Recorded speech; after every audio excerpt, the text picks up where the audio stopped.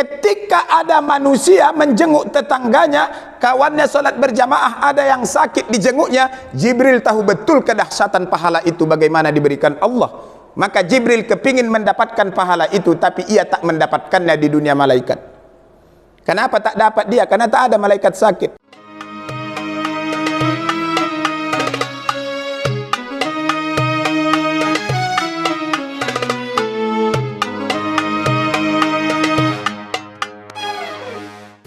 Bapak dan Ibu, dalam kitab Nasihatul Mustafa karangan Imam Abdul Wahab As-Sahrani di halaman 5, nanti di situ kita akan menemukan salah satu hadis Nabi yang diriwayatkan oleh Imam Muslim. Ternyata dulu malaikat Jibril itu pernah kepingin jadi manusia. Apa yang dicemburukan malaikat Jibril Ustadz Ali dalam hadis itu? Ternyata yang pertama, Bapak dan Ibu, ini memang tidak berurut, tapi insya Allah inilah isi hadis itu. Tidak berurut dari nomor urut 1 sampai sekian, tetapi inilah inti dari hadis itu. Yang pertama, Ustadz, apa itu? Menjenguk orang sakit.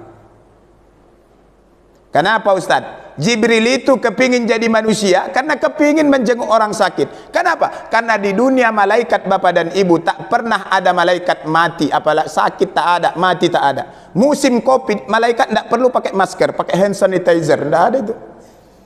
Jaga jarak misalkan, tidak ada. Kenapa? Karena malaikat itu tidak pernah sakit. Jibril tahu betul ketika ada manusia menjenguk tetangganya, kawannya sholat berjamaah, ada yang sakit dijenguknya, Jibril tahu betul kedahsyatan pahala itu bagaimana diberikan Allah.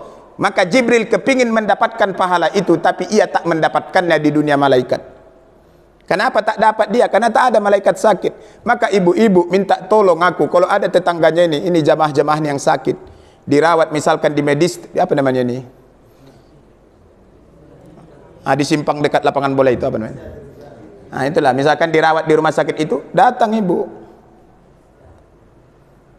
Ibu ya, datang. Jangan tak datang, Bu.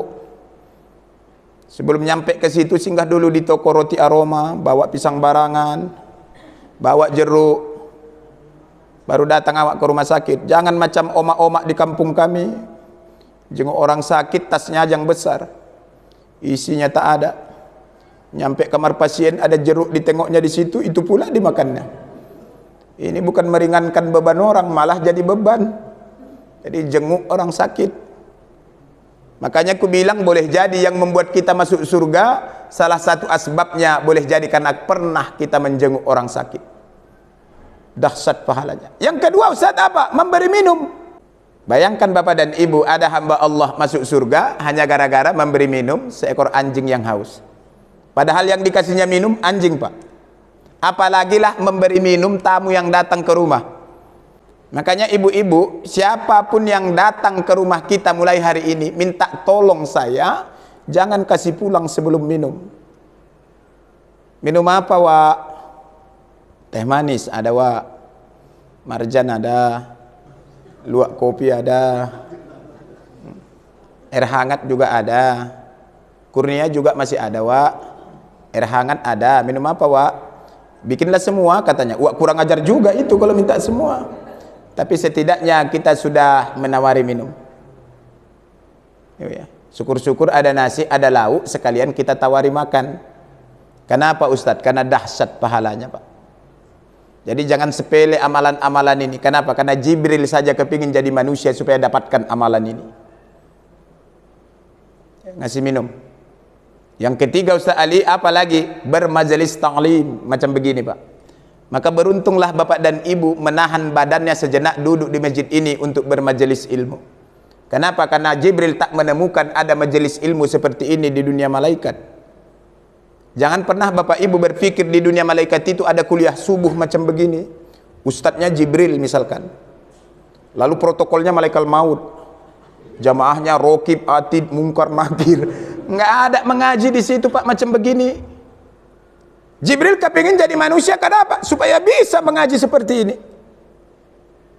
Makanya kata Rasul sama Ibnu Mas'ud, wahai Ibnu Mas'ud, duduk kau di majelis ilmu, sekalipun kau tak megang pulpen, tak kau catat apa yang disampaikan gurumu, kau datang di masjid cuman mengantuk aja, kau dengarkan pun ceramah ustaz itu tidak, lebih banyak kau ngantuknya daripada menyimak ceramahnya, maka pahalanya kata Rasul sama Ibnu Mas'ud lebih baik daripada membebaskan 1000 orang budak. Jadi kalau awak ngantuk mendengarkan ceramah, biasanya itu ustaz, biasa ngantuk. Sama macam khutbah Jumat, memang paling enak. Makanya bapak-bapak, Pak, kalau payah tidur di rumah, datanglah sholat Jumat. Ngantuk itu, Pak, pas khutbah. Nggak usah minum obat tidur, Pak, datang aja. Datang aja. Makanya kadang-kadang marah aku dari mimbar kalau khutbah Jumat, Pak. Kenapa? Awak sudah berapi-api di mimbar, jamaah berair-air di bawah. Awak aja yang berapi-api di mimbar, Pak. Orang tuh berair-air di bawah, tertidur. Kenapa Ustaz Ali? Karena memang enak tidur menjelang khutbah Jumat itu. Kadang-kadang kalau ndak dikuit kawannya, tak tahu dia sholat. Begitulah pula di masjid ini, Pak. Luar biasa. Ini subuh-subuh pula, memang ngantuk enaknya ini. Makanya kalau Ramadan, tak heran kita begitu selesai sahur sholat subuh, banyak orang balik tidur. Kenapa? Udah ngantuk, kekenyangan pula. Tapi Bapak dan Ibu, salah satu sifat yang dibenci Nabi adalah tidur setelah sholat subuh. Makanya agak dilawan rasa kantuk. Nanti bolehlah tidur kita jam-jam setengah 10, jam 11. Tidur setengah jam, istirahat bentar, mandi-mandi, sholat zuhur. Jadi jangan tidur kita setelah jam-jam seperti ini. Ya, dipaksa saja, dilawan aja, pura-pura jalan-jalan olahraga. Karena memang segala sesuatu kalau sudah dibenci Rasul, itu biasanya efeknya negatif kalau awak lakukan. Ya. Itu udah pasti itu, Pak. Jadi kalau awak tetap melakukan sesuatu yang dibenci Nabi, itu biasanya efek negatifnya akan kita rasakan. Ya. Jadi bermajelis ta'lim seperti ini. Lalu Ustadz yang keempat apa? Ikut bertakziah. Jadi kalau ada tetangga kita, Pak, anggota STM yang mati, datang awak bertakziah. Ramaikan kursi-kursi kosong, ramaikan teratak-teratak yang sudah dipasang, dahsyat pahalanya. Yang berikutnya Ustaz Ali, ikut mengantarkan jenazah sampai ke pekuburan. Ya. Ini khusus yang laki-laki, Pak. Ya, perempuan sebaiknya tidak usah pada ikut-ikut. Ya. Laki-laki. Yang terakhir Ustaz Ali, apa yang dicemburukan malaikat Jibril? Salat 5 waktu. Macam mana caranya Ustaz supaya salat awak khusyuk?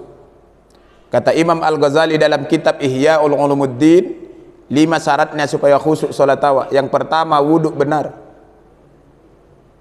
Kuncinya di wuduk. Wuduk yang benar itu macam mana Ustaz? Yang pertama, harus kita pahami bahwa wajah ini semua harus basah. Panjang wajah, lebar wajah harus paham kita.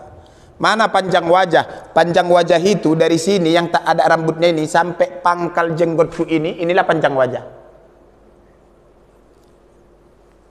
Lebar wajah mana Ustadz? Lebar wajah itu kuping depan kanan sampai kuping depan kiri, inilah lebar wajah. Maka inilah semua yang harus basah itu. Makanya ibu tak boleh berwudu kalau masih pakai telekung seperti ini. Harus dibuka. Maka ada jamaah bertanya sama saya, oh Ustadz, katanya, bolehnya aku berwuduk buka aurat? Justru harus buka aurat, ku bilang. Apa bisa rupanya ibu berwuduk pakai jilbab? Ku bilang lah.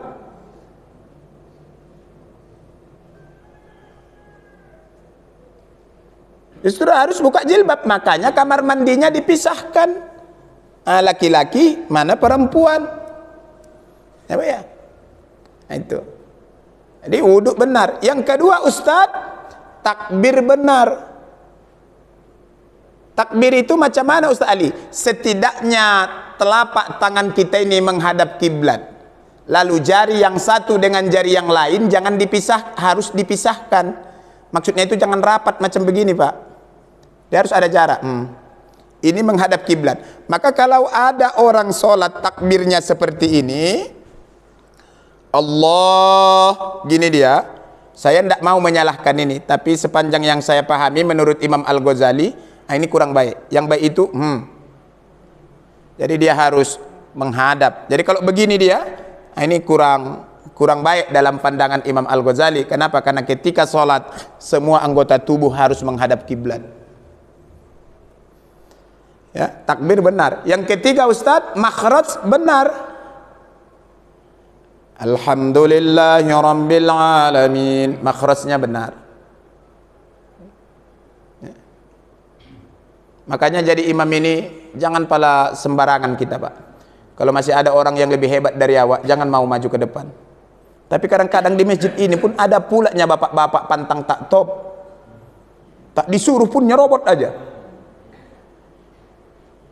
Padahal orang tidak begitu respect sama dia. Tidak boleh. Makanya aku bilang di masjid ada dosa. Ada. Bukan masjidnya, orangnya. Di STM ada dosa. Ada. Bukan STM-nya, oknumnya. Saya 42 tahun sudah umur saya. Makanya pengalaman ini agak saya dapatkan. Kenapa Ustaz? Karena kadang-kadang tak terpilih lagi dia ketua BKM, pindah masjid. Tak terpilih lagi ketua STM, buat STM baru. Apa sih sebenarnya yang dikejar di STM ini? Apa sih sebenarnya yang dikejar di masjid ini? Enggak ada. Ini rumah Allah. Enggak ada yang dikejar. Lawang pada akhirnya juga kita ini akan mati. Tidak ada yang boleh kita sombongkan. Mentang-mentang awak paling kaya, lantas awak semua mengatur. Tidak boleh dong. Demi Allah Pak, mulai ujung rambut sampai ujung kaki kita ini tidak ada yang pantas kita sombongkan. Kenapa? Karena semua ini tubuh dipenuhi dengan TAI. Di mana yang nggak ada kotoran di tubuh kita ini? Di rambut ada kotoran rambut, ada ketombe. Di mata ada, ya Allah, ijo-ijo. Di hidung ada tai hidung, ada. Di gigi bekarang malah. Tidak pernah ke dokter gigi? Di kuping ada tai kuping, ada. Di kuku ada tai kuku, ada. Di pusat ada tai pusat, ada. Dalam perut 2 kilo lagi belum keluar. Ini kotoran semua ini Pak. Tidak ada yang mesti disombongkan. Maka manusia itu berasal dari setetes air yang hina dan pada akhirnya akan kembali menjadi hina. Kapan hinanya Ustaz? Siapapun dirimu akan tetap berbantalkan tanah. Tidak ada yang mesti disombongkan. Kalau kaya syukur, miskin sabar. Hidup itu cuma itu tok. Syukur sabar, syukur sabar. Ibu-ibu dapat suami yang baik budi, rajin sholat, syukur. Dapat suami yang tukang perempuan, main judi, main chip, main skater, sabar. Sabar. Cucu ibu, anak ibu, mulai TK sampai sarjana, ranking 1 melulu, tak pernah tak juara, syukur. Punya anak, punya cucu, bodohnya tidak ketulungan. Mulai TK sampai sarjana selalu ranking terakhir, sabar. Punya tetangga soleh solehah, dermawan semuanya, syukur. Punya jiran tetangga lancip semua mulutnya, tukang gosip semua, sabar. Suami ibu ngasih uang belanja di dapur 10 juta, 15 juta sebulan, syukur. Yang ada cuma 600.000 udah termasuk token, sabar. Hidup itu sabar. Suami ibu mau kawin lagi, sabar kan? Sabar. Hidup itu cuma itu. Syukur sabar, syukur sabar. Itu tak lebih Bu. Maka selalu saya katakan, ketika kita kaya, maka pakailah hartamu sebagai karpet merah menuju surganya Allah Subhanahu wa taala.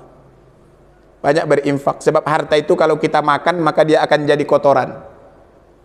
Kalau kita deposit di bank, maka dia akan jadi rebutan. Mati awak itu akan direbut sama anak, menantu dan cucu. Harta kalau kita infakkan, kita zakatkan, kita dermakan, maka dia akan menjadi teman. Itulah posisi harta Pak. Kalau kita makan jadi kotoran. Ada uang awak hari ini di dompet misalkan 15.000, beli nasi gurih kita, besok pagi jadi kotoran lah itu. Kalau ada uang kita hari ini 1 meter misalkan di rumah, lalu kita deposit, tiba-tiba awak kumat jantung mati, maka yang 1 meter ini uang kita ini akan direbut sama anak. 4 orang tuh beradik abang. Tapi harta kalau pernah kita infakkan di Masjid Al-Ikhlas ini, keramik, semen, nah ini yang akan menjadi teman.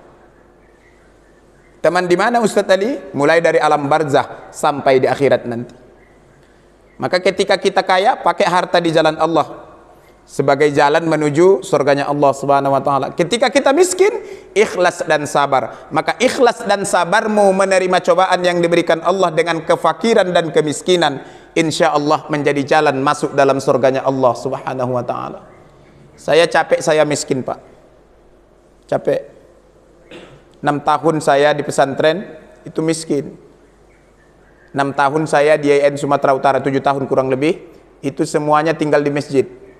Narik becak dayung, kerja bangunan, jualan rokok di Simpang Aksara. Itu sudah saya lakukan. Alhamdulillah 2014 Allah mengizinkan saya sebagai abdi negara di PNS lah di Medan ini. Makanya dulu waktu kuliah tidak ada yang mau cewek sama aku.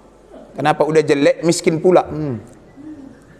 Ada. Sekarang Ustaz Ali ada rumah, ada mobil, uang dompet juga agak tebal. Jangankan perempuan biasa, bini orang pun kadang-kadang menggatal hamang.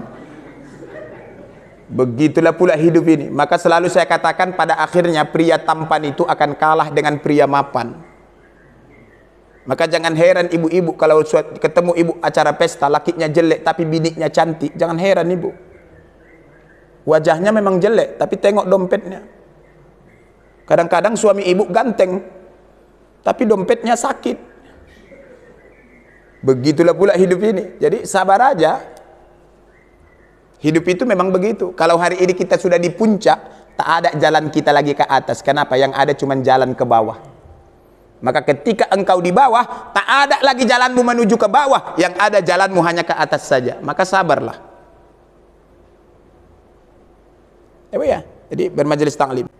Lalu Ustaz yang berikutnya apa? Tadi sholat saya katakan, kata Imam Al-Ghazali, wudhu benar, takbir benar, makhraj benar. Yang keempat, paham apa yang kita baca. Jadi ketika kita baca Al-Fatihah, tahu kita Pak kemana arah bacaan yang kita baca itu. Sedang memuji Allah dan sedang mohon pertolongan. Bukan disuruh diartikan, tapi paham. Yang kelima Ustaz, tumakninah. Tertib. Karena saya mencari tomak ninah lah kenapa saya hijrah 7 tahun belakangan ini dari yang 23 sholat tarawih menjadi 11 rakaat. Kenapa Ustaz? Dalam pandangan dan pengalaman saya kalau 23 rakaat kurang tomak ninah rasa saya. Maka saya pilih yang 11 rakaat. Dulu saya 23, sekarang saya jadi 11. Kenapa Ustaz? Kurang tomak ninah pengalaman pribadi saya. Itu pribadi saya, jangan digeneralkan Pak. Sebab kalau 23 rakaat pengalamanku, misalkan aku imam sholat isya, habis itu ceramah 15-20 menit, habis itu aku imam tarawih. Nanti kalau 23 rakaat, lambat aku baca Al-Fatihah, lambat aku baca ayat, banyak kali makmumku di belakang yang batuk. Taunya aku batuk ini disengaja sebenarnya. Kode. Lain lagi mama ini kalau 23 rakaat udah komat mau tarawih, ini duluan dibuka orang itu. Allahumma la ilaha illallah. Mulailah mama mengintip dari belakang. Siapanya imamnya ibu tengok. Ya Allah Haji Muhyiddin, mampuslah kita jam 11 ini baru siap katanya. Ada. Maka aku pilih yang 11. Karena Pak Ali lebih cepat siap, lebih ikhlas aku. Sederhana. Cuma tak aku salahkan orang yang 23, ya tetap baik, tetap benar. Hidup ini begini Pak. Di sini pun kalau tarawih 23 alhamdulillah. 11 rakaat alhamdulillah. Yang mana pun jadi, yang penting kita tarawih. Jadi inilah sebenarnya dalam pandangan Imam Al-Ghazali supaya khusyuk sholat kita itu ini syaratnya. Ya, wudhu benar, takbir benar, makhraj benar, paham apa yang dibaca, kemudian tumakninah. Aku Ustaz Ali mulai aku dewasa sampai beruban rambutku sekarang. Sholat aku entah kemana-mana pikiranku Ustaz. Begitu aku takbir, kadang-kadang melayang-layanglah pikiranku. Boleh? Boleh. Allahu Akbar. Ibu-ibu sholat nih. Baru teringat, ya Allah. Kompor gasku udah mati nggak tadi ya? Cuman itu Ustaz Ali, aku sholat masih begitu levelnya, masih begitu makomnya. Boleh itu? Boleh. Tapi teruslah belajar. Kita sholat ibu, pikiran kemana-mana, itu jauh lebih baik daripada kemana-mana tapi tak sholat. Aku aja pun Bu, udah dibilang orang aku ustadz, sholatku masih begitu. Kalau sempat aku imam di komplek kami, Alhamdulillahi Rabbil Alamin. Ada yang batuk di belakang, katanya. Dalam hatiku, wa udinnya ini kupikir, udah. Kok tahu Ustaz tiap hari kami pula sama. Model batuknya pun hafal aku. Memang begitulah sholat nih. Justru aneh kalau ada orang sholat tak tahu dia kejadian yang ada di sekitarnya, aneh itu. Aneh. Makanya kalau ibu sholat di ruang tamu, ada nangis cucu di kamar, harus tahu ibu itu. Wah, wah. Ibu harus berpikir, kemana emaknya ini? Harus gitu. Bukan berarti tangisan cucu tidak dengar. Kalau kita sholat di ruang tamu, cucu nangis di kamar kuat-kuat, nggak dengar kita, berarti tak sah sholatmu. Kenapa? Tak sadar. Sholat itu harus sadar. Kenapa orang mabuk tak sah sholat? Karena tak sadar. Sholat itu harus sadar. Ya, harus sadar. Tak boleh kita tak sadar. Sholat itu masih begitu. Macam mana caranya supaya rajin Ustaz? Tidak ada caranya kecuali dipaksa. Nah, ada Pak, sholat ini paksa. Anak-anak ibu, cucu ibu paksa. Saya dulu dipaksa saya. Masuk pesantren dipaksa. Jam 4 lewat 10 lewat 15 kami sudah dibanguni. Tinggal di pondok, tinggal di asrama. Kalau tak bangun, kena sepak, kena tunjang. Bangun, bangun, bangun. Lama-lama kebiasaan bangun, Pak. Maka secapek-capeknya saya, jam 4:30 itu paling lama, pasti bangun. Mau jam berapapun tidurnya. Kenapa? Terbiasa.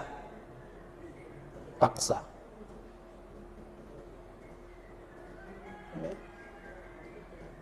Harus dipaksa memang. Itu pengalaman saya.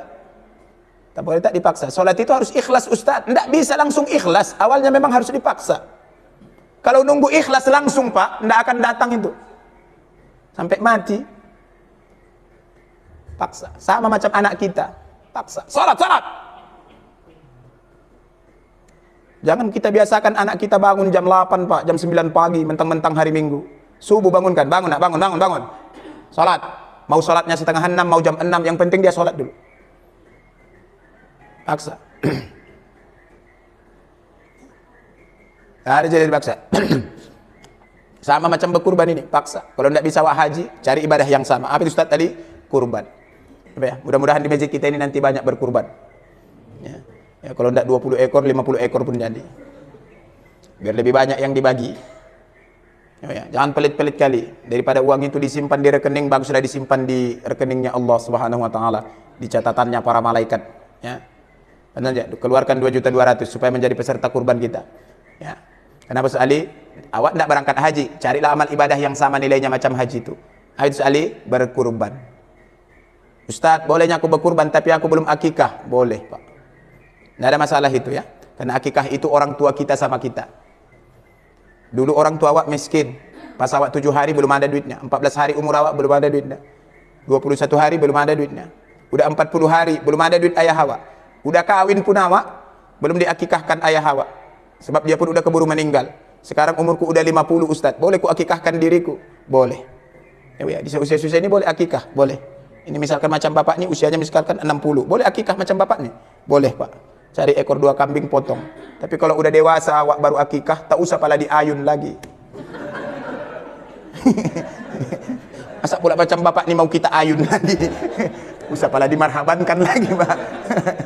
Cukup potong kambing. Ya, kalau dapat 2 ekor alhamdulillah. Kalau tidak dapat 2 ekor, 1 ekor pun jadi. Walaupun kita laki-laki. Kenapa? Dalam mazhab Maliki boleh 1 ekor. Jadi dalam mazhab Syafi'i memang harus 2 ekor. Ya. Itu ingat itu Pak, ibu-ibu ya. Tak usah pala diayun lagi, usah pala panggil grup marhaban. Usah pala dibotak lagi. Cukup di sop, di kari kambingnya, udah akikah lah itu insyaallah. Ya, sederhana sebenarnya beragama Islam ini tidak ada yang repot. Sama macam sholat, bapak-bapak kalau udah menua nanti udah payah berdiri, bawa kursi masing-masing, apa masalah? Sholat di masjid ini. Taruh kursi bulat yang kecil itu, yang bisa dilipat itu, ada kan? Udah taruh di sudut-sudut, sholat awak duduk. Ini kalau nggak bisa duduk Ustaz Ali, tidur. Cuma kalau udah tidur jangan lagi di masjid Pak, di rumah aja. Jadi kalau sempat 6 orang yang sakit Pak tidur semua di sini bawa tilam, apa nggak macam ada Malik jadinya masjid ini. Udahlah di rumah aja. Jadi kalau nggak bisa berdiri, duduk pun udah sulit, golek. Udah golek kita Ustaz Ali udah koma, macam mana? Pakai hati kita sholat, berzikir. Sebab kita udah koma, nggak ada gerak lagi. Ya, pakai hati aja. Kalau nggak bisa lagi pakai hati, umumkan di masjid, udah mati tuh. Begitulah salat ini, tak ada akhirnya. Ya, kalau puasa ada keringanan, ada. Tak sanggup kau puasa, tak usah. Apa masalah? Bayar fidyah. Ya kan Pak? Kalau sholat mana bisa? Yang ada diskon dikasih Allah jamak. Mau jamak qasar atau jamak takdim terserah. Tetapi kalau puasa ada. Kalau kau musafir, jangan puasa. Boleh. Saya kalau balik ke Pekanbaru, kebetulan mertua saya di sana, saya tidak puasa, Pak. Kenapa? Karena perjalanan 16 jam, kurang lebih. Saya tidak puasa. Saya bawa 2 orang anak waktu itu, 1 orang istri. Akal sehat saya berkata, kalau aku puasa, aku takut dehidrasi. Kalau dehidrasi, tidak konsentrasi, sementara jalanan padat merayap.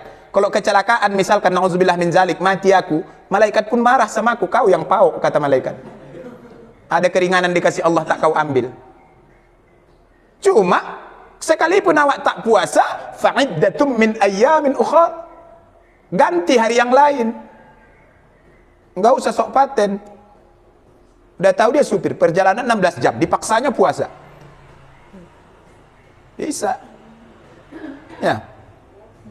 Itu akikah ya. Jadi Ustaz Ali, kurban dan akikah, haruskah kambing jantan? Tidak. Cuma lebih diutamakan yang jantan. Betina boleh? Boleh. Akikah boleh kambing betina? Boleh. Kenapa lebih diutamakan kambing jantan? Karena lebih enak dagingnya. Andaikan Rasul melebih utamakan yang betina, maka sebenarnya tak ada lagi sapi kita ketemukan di dunia ini. Kenapa pula? Di Johor aja misalkan 1000 ekor, betina kena potong, lain ditembung, lain ini. Jadi menghambat pertumbuhan binatang itu sendiri, maka lebih diutamakan yang jantan.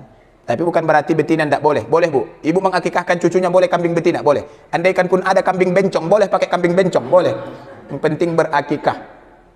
Selesai. Beragama Islam ini sebenarnya tidak repot. Kita yang merepot-repotkannya. Sebab kenapa? Banyak kadang orang yang sok-sok paten. Sama nanti macam berkurban. Adanya omak-omak di sok paten? Ada. Sengaja dia bawa sisir ke tempat pemotongan kurban itu. Di sisirnya lembunya gini. Ku bilang jangan. Kenapa? Aku takutnya ngempas kepala lembunya, akan nak dadamu, mati pula kau di situ. Kau pula yang jadi korban. Jangankan perempuan, laki-laki pun banyak yang mati gara-gara menyembelih hewan kurban. Makanya jangan. Ada lagi yang suka ngelus-ngelus kepalanya. Nggak usah kau elus-elus. Elus saja kepala lakimu. Nggak usah kepala kurban itu kau elus-elus. Beragama ini begitu. Jadi oleh karena itu Bapak dan Ibu, yang pertama yang harus saya sampaikan di pengajian ini, mudah-mudahan kita ini betul-betul mencintai Nabi, bukan hanya dalam bentuk zikir dan selawatan saja, tetapi harus kita lakukan dalam hidup dan kehidupan kita. Yang kedua, apa yang dicemburukan malaikat Jibril sama kita, saya kira kita bisa mengamalkannya. Tidak ada hal yang sulit. Makanya bapak-bapak kalau suka kita nongkrong di warung kopi, kita bayar bil kawan kita, itu dahsyat pahalanya, Pak. Sepanjang ada uang kita, kita aja yang bayar, Pak. Jangan senang dibayarin orang. Jadi kalau ada rezeki awak, bayar aja. Kalau sanger-sanger biasa berapa sih? 15.000 mungkin. Jadi kalau awak nongkrong 3 orang, 4 orang, masih 60.000. Udah. Tambah gorengan lah macam ini, 100.000 mungkin. Udah bayar aja. Kenapa? Boleh jadi itu yang membuat kita masuk dalam surganya Allah Subhanahu wa taala. Cuma yang dibayari pun jangan manja. Begitu pula ditengoknya, ada bapak tuh situ gratis ini, pindah meja dia, ndak baik juga. Sesekali kita juga yang bayar. Ya, jadi beramal ibadah itu sebenarnya setiap sendi beragama Islam ini semuanya ibadah. Yang berikutnya Ustaz Ali, rajin-rajin kita menjenguk orang sakit, rajin kita bermajelis ta'lim, rajin kita bertakziah, ikut kita mengantarkan jenazah sampai ke pekuburan, dan yang berikutnya ikut kita sholat 5 waktu. Bapak dan Ibu, jangan lupa pesan yang ketiga yang harus saya sampaikan. Kalau ada keluarga kita misalkan syakaratul maut, jangan lupa Pak dikasih minum. Ya, kasih minum, kita talkinkan. Dan kalau bisa udah mati, ikut kita memandikan. Kenapa? Dalam kitab Ar-Ruh karangan Ibnu Qayyim Al-Jauzi dikatakan, ikut kita memandikan, maka pahala yang didapatkan adalah 1 Jabal Uhud. Ikut memandikan. Memandikan di situ, ikut pun masang tenda-tendanya, udah terkategorinya, Pak. Ikut ngangkar ayat 1 ember, itu udah termasuk. Ikut mengkafani, 1 Jabal Uhud lagi. Ikut mensolatkan, 1 Jabal Uhud lagi, berarti 3. Ikut mengantarkan jenazah sampai ke pekuburan, 1 Jabal Uhud lagi, 4 Jabal Uhud. Kenapa Rasul menyampaikan Jabal Uhud? Karena gunung yang paling besar di Makkah waktu itu Jabal Uhud. Kalau ada gunung Sinabung itu kata Nabi. Mata ada Jabal Uhud 4. Semenjak kajian ini kuceritakan di salah satu tempat pengajian di Medan ini, adalah bapak-bapak seusia ini asik nelponi kawannya saja tiap hari. Ada di kampungmu orang mati katanya. Kenapa Wak? Mau ikut aku nyolatkan katanya. Kenapa? Kepingin aku dapat satu Jabal Uhud. Jadi begitulah Pak. Jadi jangan malas-malas kita ini. Jadi saya kira Bapak dan Ibu itu dulu yang bisa saya sampaikan, kurang lebih 50 menit pengajian ini. Kalau ada yang salah itu datangnya dari individu saya, kalau ada yang baik itu datangnya dari Allah.